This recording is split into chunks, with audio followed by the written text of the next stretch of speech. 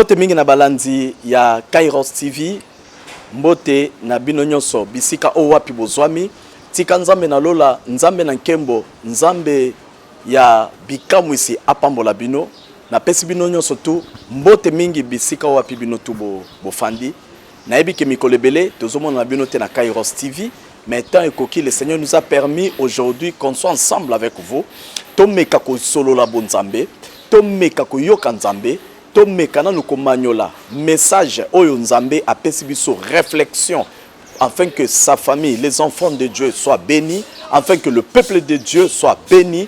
Voilà pourquoi je suis dans la joie, parce que la parole de Dieu vient pour nous édifier, la parole de Dieu est là pour nous orienter, la parole de Dieu est là pour nous bénir, la parole de Dieu est là pour nous guérir, la parole de Dieu est bel et bien là pour nous délivrer.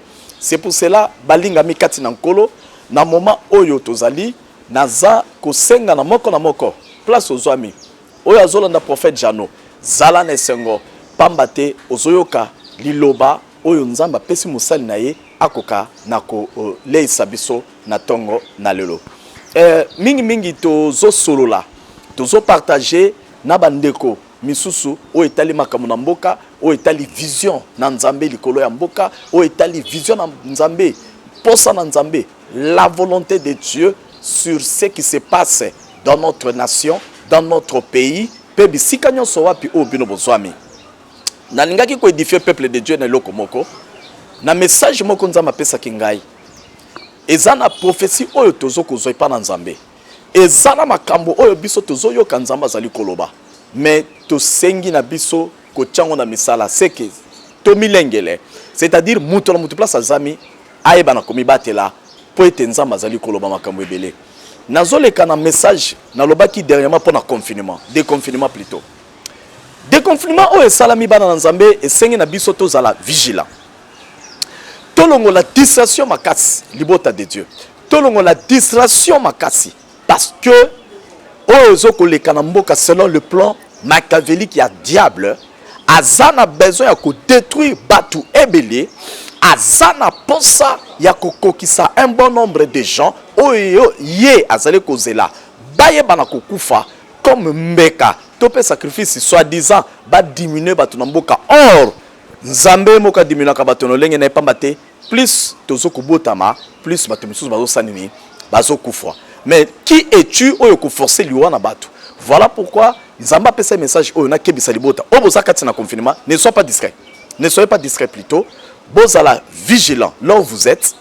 Prenez toutes vos précautions. Pourquoi? Parce que derrière ces confinements, ces déconfinements, il y a un plan du diable. Il y a un plan que le diable a bongisi pour na bana nanzambe. Ezali que il faut okeba makasi, il faut que bonde la mingi, pe ko sala mingi tozo ko benga ba service ya Sainte Seine. Pourquoi? Parce que Dieu m'a révélé ça. J'ai vu na katia de confinement ba pays mususu bato bakome kokufa pe oyo ba kote ki na de confinement ba yebi na kozonga lisusu kati na confinement. Makambo prophète Jean Zoloba bo chango na misala bo observer yango ya komi batela malamu dans la prière ya koyeba na kobondela po ete ba projet diable ko kisamate pe soki bo mutali malamu bo observer bo komona makambo prophète Jean Zoloba na bino ekoleka na kokokisama yango na senga ki na bana na nzambe mingi basala vraiment attention bana na nzambe mingi bakeba bana nzambe mingi ba milengele po ete moyini satana za na projet ya mabe pour na bana nzambe mais a échoué lamentablement. Que je vous bénisse. Bobate la message on apesi derrière za bamboka oyo nano bazana déconfinement tika nzambe na lola pambola bango apambola bino. Soyez tranquille, soyez calme, ce vent va bel et bien passer et le temps ya esengo ezoya. Message oyo nazalaki nango ezali muke ezali koloba que les gens se posent beaucoup de questions. Ce qui se passe aujourd'hui dans leur vie. Les gens sont là en train d'accuser les autres, mais eux-mêmes ne se regardent pas. Ce qu'ils mènent comme vie, ce qu'ils sont en train de faire, ce qu'ils causent comme du tort aux autres. Mais ils sont là en train de se lamenter, de réclamer certaines choses ou certains leurs droits ou de se lamenter, de pleurer ce qui se passe dans leur vie. Laissez-moi vous dire une chose, mon frère, ma soeur, toi qui suis le prophète Jeannot en ce moment, n'accuse pas les sorciers, ne vois pas des démons partout dans ta vie, mais arrive d'abord à te poser la question, comment tu mènes ta vie, comment tu te conduis, comment tu considères les autres, comment tu traites les autres, comment tu qualifies les autres.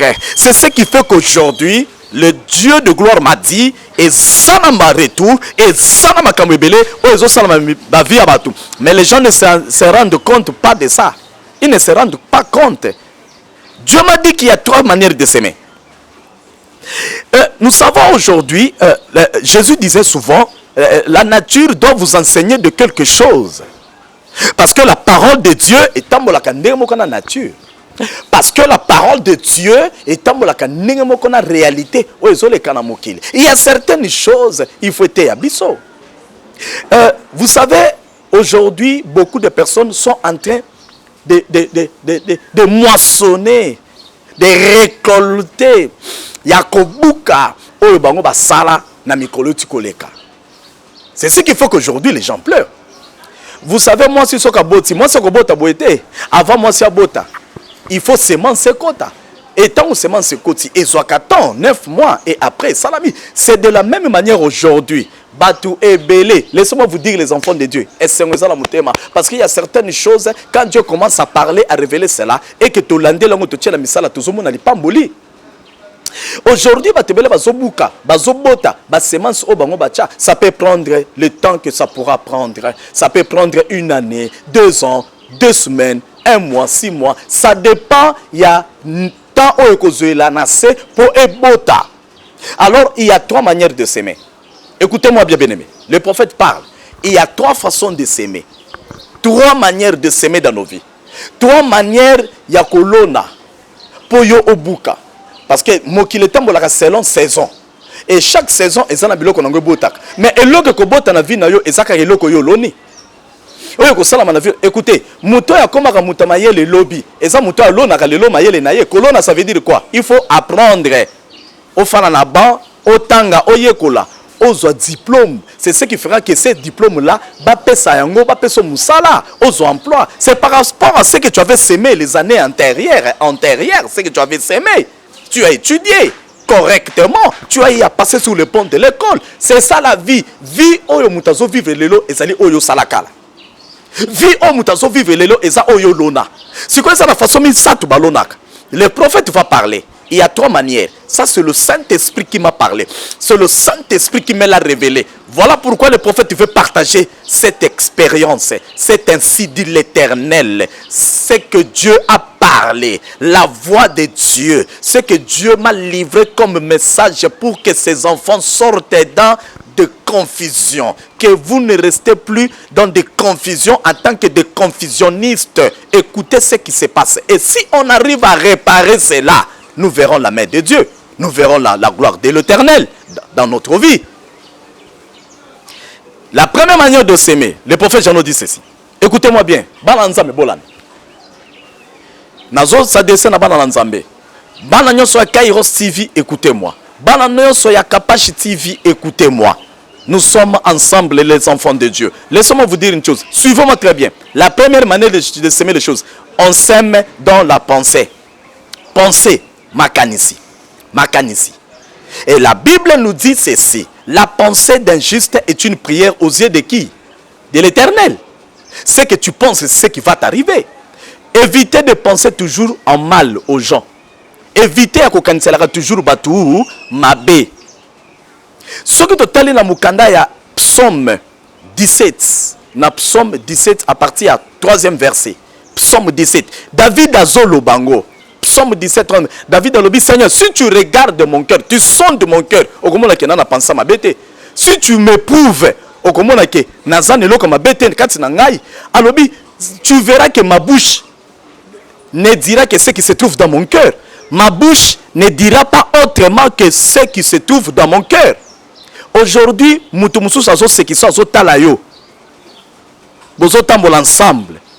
vous collaborez ensemble. mais makanisa za nango na mutu e akoboma yo. Aye pembeni na yo mais ayende po tchelo poison. Aye pembeni na yo ayende po salo mabe. Aye pembeni na yo ayende po bebi sa vie na yo. La manière de penser, tu penses comment pour les autres? On pense à mabe, on pense à mabe. Sache que tant on pense mabe pour na baninga, tu es en train de s'aimer. Oui, tu es en train de s'aimer. La deuxième façon de s'aimer, c'est quoi? C'est dans nos paroles. On s'aime dans la parole. Qu'est-ce que tu dis pour les autres? Tu parles bien pour les autres. Tu fais rire les amis. Ce que tu dis dans ta bouche est autrement de ce qui est dans ton cœur. Écoutez, ce que tu parles mal aujourd'hui des gens, ça va te rattraper demain. Tu es en train de s'aimer dans maloba. Maloba, tu as de mauvaises paroles. Maloba, on s'aime dans des paroles. Qu'est-ce que tu racontes? Qu'est-ce que tu dis? Ayez l'habitude de bénir vos enfants. Ayez l'habitude de faire du bien à vos enfants. Ayez l'habitude de parler du bien à vos enfants.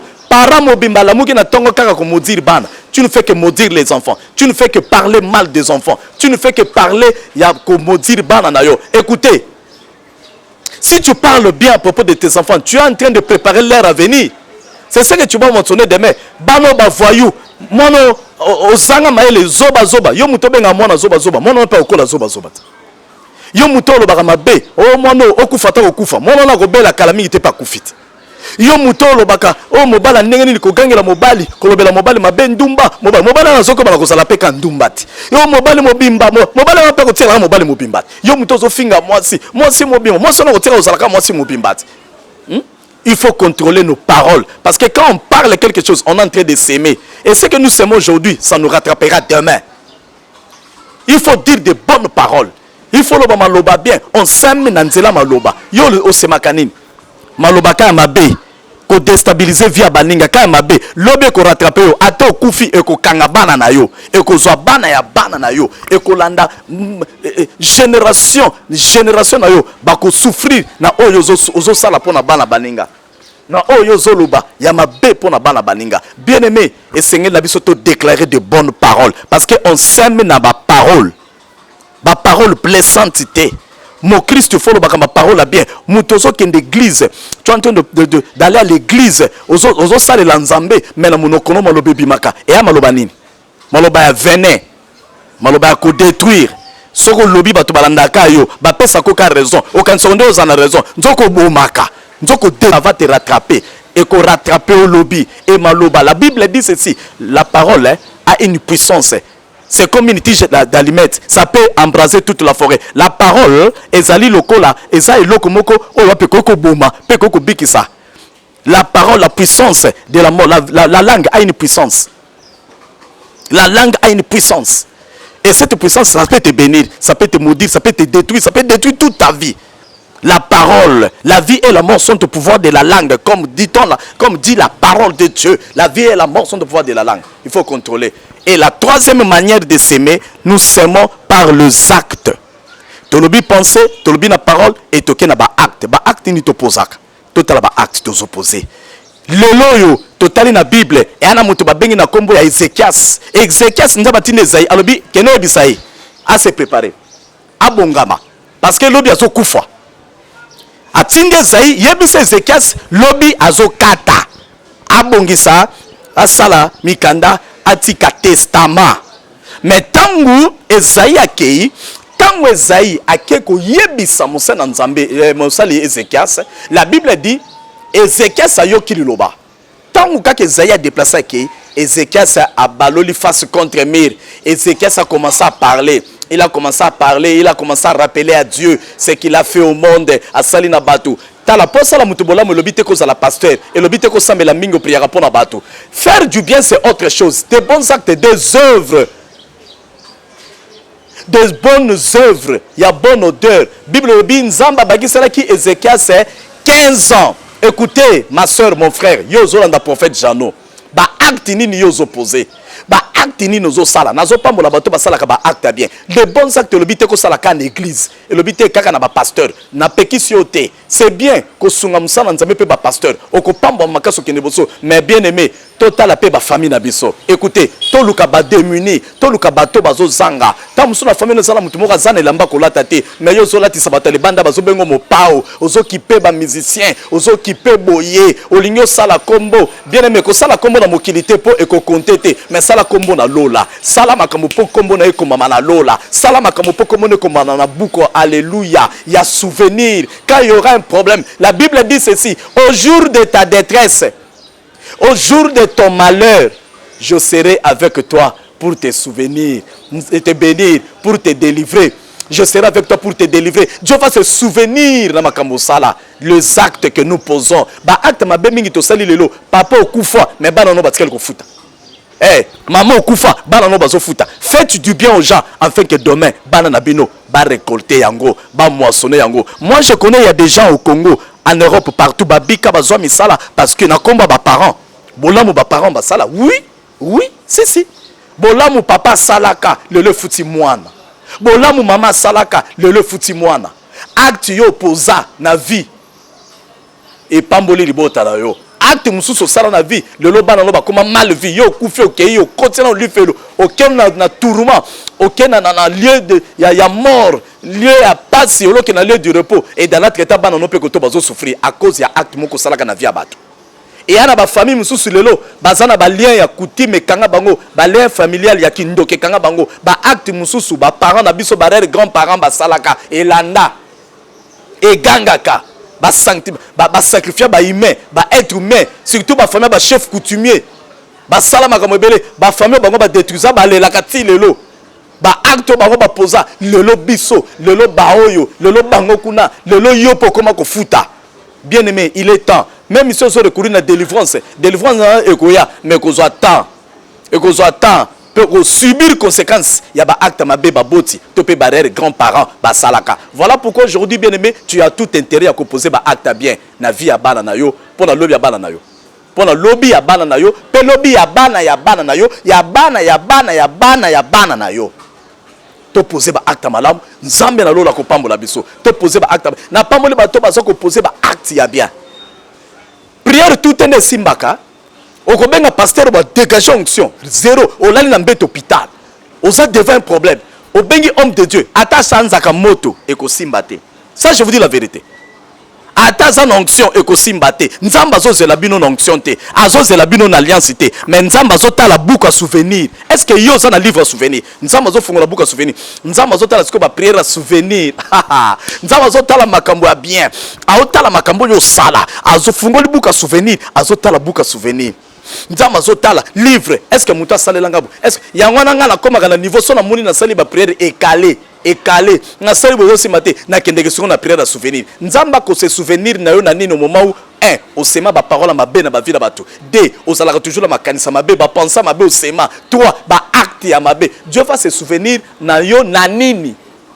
mais muta sala ba acte bien na vie nzamba ko se souvenir asalabu soka bakisa ki 15 ans pour Ezekias yo nzamba ko selolo ya minene ya ko kamwa à cause ya ba acte bien posa to poser ba acte bien to sala makamba bien ta ekoki to bima na ba fable to tambola obanga nzamba to sala mission moko to te ya milimo ebikisama na nkolo to évangéliser partout parler du Christ ne parle plus actuellement seulement de toi-même mais parle de Jésus là où tu es parle aussi de Jésus élève Jésus na ba acte na yo élève Jésus oyo ko sepelisa nzambe pose des actes oyo ko tombola bonzambe nous verrons la gloire de Dieu to sali mingi ya biso moko siko pe to fanda pe na musalo ba bengele biso yo poza mo Kristo te ya Yesu bisiko za panzali lo balanzambe place oza oui to za la besoin to so ba jeep moyen de transport to na besoin to mata ba avion to kene ba soki ba mboka ebele mususu na pota zo wela mon Afrique eza ko futa nyonga misu mais eza ko mona nkembo te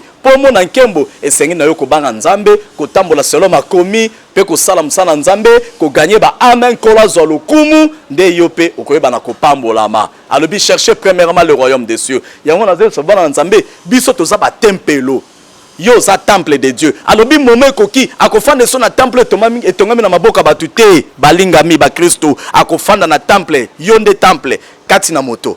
Mutema na moto. Biso nde ba temple. Alobi Christ en moi, l'espérance de la gloire. Alobi ce n'est plus moi qui vis, mais c'est Jésus qui vit en moi. Écoutez, comme Jésus vit en toi, ça là effort. Et alors l'ambi mopaya.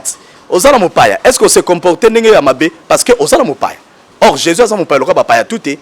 Yo za nzambe, ozana Yesu, tambola lokola mwana na nzambe, nzambe ako pambola yo.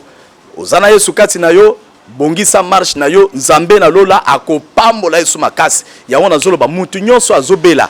Tango zola de mission oyo, yeba ki lobiko eseye na ndako na yo.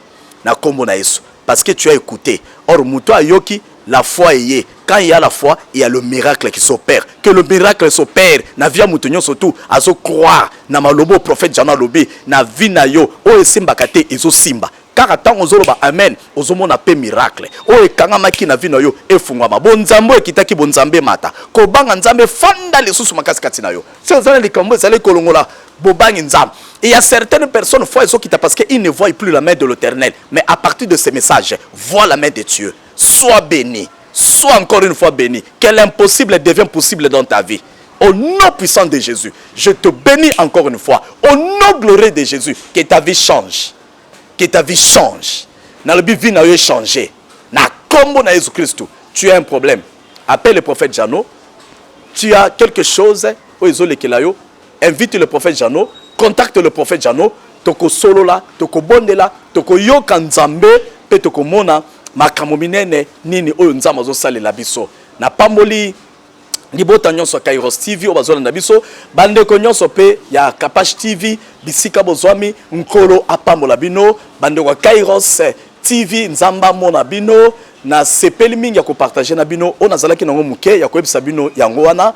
Votre humble serviteur, le prophète d'aussitôt dit, aussitôt fait, le prophète Jano Bontongo Eongo Welei Philippe nzamba sala na yo ya minene na pamboli libota na ngai bisika bazwami famille Bontongo nzamba pambola bino na lingi bino mbingi tokanga mana nzambe nzamba za malamu na pamboli famille Eongo place bozwami tokoba toujours na bomoko na kolinga na famille Bontongo tokende musika o abino mwana toponi nzela osela nzambe bo soutenir ngana ba prière libota na nga bilozolo ba Jérusalem na yo d'abord bino bozaba Jérusalem nanga bo soutenir mwana na bino noko na bino koko bo soutenir liaya leki na bino na mabondeli po musala eza makasi tokene musika na pamboli noko nanga pika place ozwami na mboka Canada nzamba tambola na musala na nzambe nzamba sola minene ba mama nanga nyonso ba mama ilele ba mama filo nzamba pambola bino nyonso ba mama bona place bozwami ba mama nyonso ba bontongo nkola sana bino na bandeko na ngai na sepeli na bino mingi bobos na bosani mino te bozala mutema bitumba ezali makasi to telema penza na mabondeli to bondela ensemble po na yebi kenza matelemisaka toujours mutu moko na brèche po na kobikisa libota kobikisa mabota pe kobikisa batebele noko Philippe place ozwami na matadi nkola mona yo na pamboli batu nyonso oyo batangami famille Bontongo pe famille Eongo bisika bozwami papa na Lubumbashi mama pe à ton âme toyebi ke biso bana totikali tozoko koba toujours na kobondela pe kosela nzambe na pamboli bana nyonso ya Kairos TV groupe Kairos TV kola mona bino kola pambola bino pe kolo akoba kosala na bino na bosani bino te vraiment merci toko solo la makambo sebele on va beaucoup parler toko yoka nzambe toko zala édifier pe zambe na lola akozwa lokumu na sengi na bino na lobi il faut toujours kosala sainte scène. Vous la Sainte Seine, même une fois dans la semaine, et l'ambre santo. Vous savez la Sainte Seine, vous mettez makila Yesu, vous le penzo to Yesu, c'est par rapport à la directive on zama pesinga neib sabino. Faites très attention, beaucoup de distraction, les diables continuent à opérer. Mais écoutez, la Bible dit ceci, là où le péché abonde, la grâce aussi surabonde. Donc même si diable a mati, aïba kenzamba za toujours likolo, l'aigle des aigles, c'est lui. Donc to simbana, to bondela, vie de prière, vie à kobanga nzambe, place to koyaki, to koyaka, to pupola, to banda makambasika, na nzambe. Pendant mboka oyo, na pesi message, il y a un vent qui arrive pour ce pays. Je vous dis, baponami na nzambe bazotelema. Moponami na Yahweh azali, makambo salama ya minene, oyo bande za ba théâtre ezo koleka. Nzambe na lola azana contrôle ya situation nyonso mboka. tofukama tobondela pona mboka Congo po nzambe alinga sala. Prophète Jean lobaka tozokota na politique te mais toza ko s'intéresser nango parce que notre bonheur en dépend. Bonheur yanga nezo dépend na mboka.